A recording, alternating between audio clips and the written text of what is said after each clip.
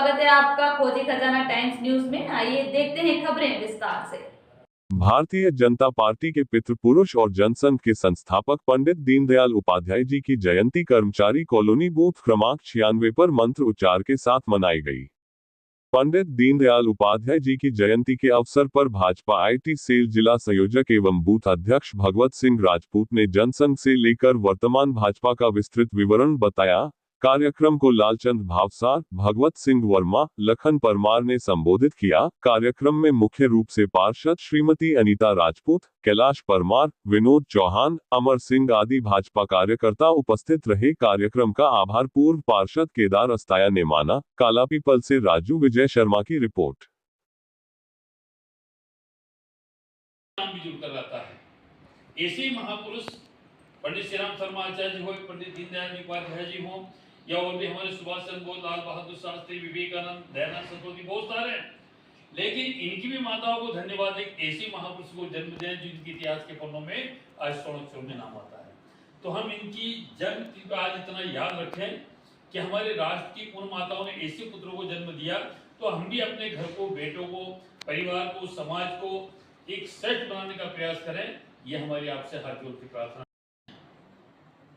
आज इस पवित्र अवसर पर इस राष्ट्र की धरोहर, प्रखर चिंतक, आदर्शवादी विचारक पंडित दीनदयाल उपाध्याय जी का जन्मदिन है और उनके जन्मदिन को मनाने के लिए हम सभी परम सौभाग्यशाली हैं कि इस अवसर पर हम सब उपस्थित हुए और उनका जन्मदिन मना रहे हैं। ऐसे महापुरुष जिन्होंने राष्ट्र को राह दिखाई, आगे के लिए रास्ता दिखाया और भविष्य में हमारा स्वरूप क्या होना चाहिए, राष्ट्र का स्वरूप क्या होना चाहिए, ऐसे विचारक को मैं उनके जन्मदिन के अवसर पर शत शत नमन करता हूँ, विनम्र श्रद्धांजलि अर्पित करता हूँ।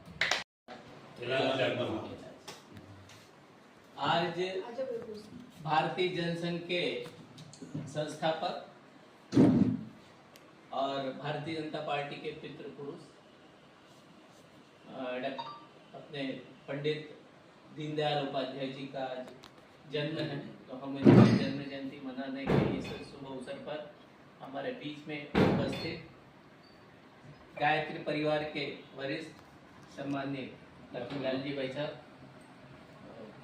कैलाश जी भाई साहब, जो कि आप बेदार नगर से हैं और आप गायत्री शक्तिपीठ सुजानपुर से हैं, हमारे बीच में उपस्थित जो पेंशनर संघ है उसके अध्यक्ष सम्माननीय लालचंद जी भावसर साहब, आपका मार्गदर्शन हमें मिलता रहता है, और शिक्षक प्रकोष्ठ के जिला सह संयोजक श्री भगवत सिंह जी वर्मा साहब, और ये जो बूथ है भारतीय जनता पार्टी की रचना, उसमें बूथ प्रभारी के रूप में केदार सिंह जी अस्ताया जी, और इस वार्ड की पार्षद श्रीमती अनीता राजपूत।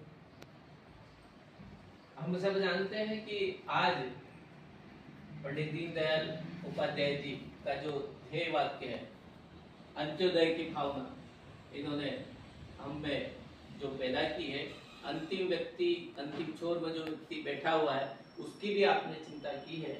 तो मैं सिर्फ 1 मिनट में अपनी बात समाप्त करूंगा, क्योंकि भारतीय जनता पार्टी की बात करें तो इसके 3 चरण।